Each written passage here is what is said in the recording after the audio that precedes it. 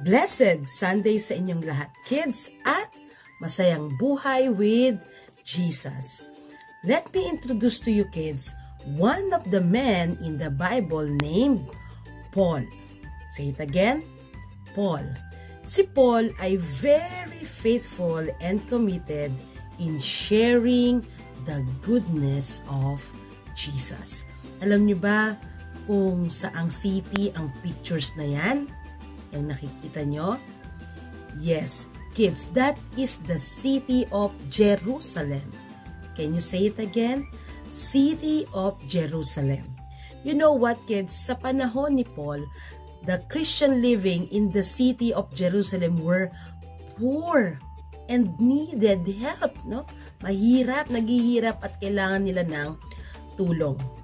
Meaning, kids, dahil poor ang kanilang Christian living, maybe people were not praying. No? Sila nagpipray, maybe not believing in Jesus. Kaya ang ginawa ni Paul worked very, very hard. No? Nagsumikap. No? Nagsumikap si Paul na gawin ang pinakamabuti para sa Jerusalem. No? Ginawa ni Paul ay nagtrabaho to collect money from other places. No? Nagpunta siya sa ibang lugar para sa mga taong nakatira sa city of Jerusalem.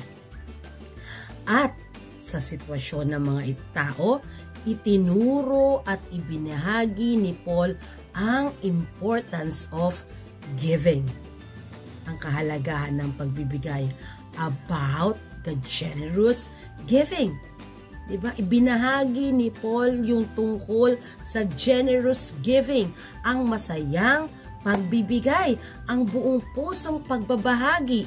Through this, we can discover the joy in life. Yung kagalakan ng buhay, ano ba nagpapasaya sa tao? Ano ba ang nagpapasaya sa mga batang katulad nyo? Now, kids, how can we discover the joy in life? Masaya na ba tayo sa bagong laruan, bagong damit, masayang pagkain, maraming kaibigan? Is it enough? Diba? So kids, how can we discover the joy in life? So, isi-share ni teacher yung practices to find joy in life. Ito yung mga dapat natin gawin, no? These are practices to find joy in life. Number 1, right balance of giving. Right balance of giving. Kids, hindi lamang tayo nagbibigay kasi meron ka, no? For example, kapag meron kang bread, mag-share ka. If you have extra clothes, you will share. Diba? Kung anong meron ka, isi-share mo. Kaya, tama naman yun, kids. Diba? You will share everything you have. Ganon, kids. Pero, right balance of giving is not just giving because you have. No, hindi lang tayo nagbibigay kasi meron tayo, but instead, you give because you wanted to give. Again, you give because you wanted to give. Nagbibigay, nag-share kasi gusto mong magbigay at mag-share. At kapag lagi tayo nag-share, you have learned the joy of helping the people. O diba? Yan yung balance, no? Hindi lang dahil meron ka, kundi gusto mong magbigay at ito ay nakakatulong sa ating kapwa. Number 2, enjoy giving than receiving. Enjoy giving than receiving. Ibig sabihin, mas masaya tayong nagbibigay kaysa hingi tayo ng hingi. Sino ba sa inyo yung mahilig magsabi kay mami ng, pabili ng candy, pengi naman daddy, mami, pengi naman pambili ng candy.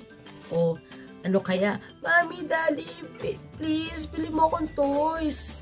Diba? O baka naman mahilig ka ding manghingi sa iyong friends. Pengi candy, pengi ako niyan. Diba? Mahilig tayo manghingi. Well, kids, hindi naman bad ang manghingi. Diba? Hindi naman bad yun. Okay lang manghingi. Pero, ano ba ang ipinapaalala sa atin mula sa turo ni Paul? It is better to give than to receive. Mas mapalad ang nagbibigay kaysa tumatanggap. Maging goal natin is to be equal. Your desire is to help. No? Yung gusto natin, yung makatulong.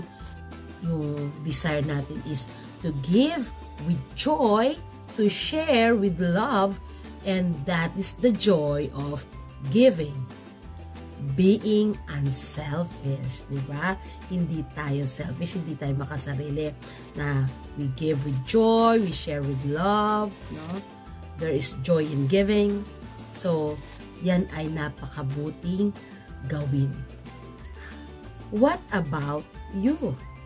Kayo, kids, do you have equal parts, give and take? Well, tama ba yung ating pagbibigay at pagtanggap? Mas marami pa tayong binibigay kaysa tinatanggap, o mas marami tayong hinihingi kaysa binibigay? Are you generous with others? Ikaw ba ay mapag-ibigay sa iyong kapwa? Do you enjoy giving as much as receiving? Mas masaya ka bang nagbibigay kaysa hingi ng hingi o tanggap ng tanggap? If your answer is yes, say Amen! Again, say Amen! And again, say, thank you, Jesus, for your blessings. Thank you, Jesus, for your blessings. Kids, if you want to be happy every day, follow the practices to find joy in life. What are those? Right balance of giving, and enjoy giving than receiving. And God will bless you more and find balance in life. Amen.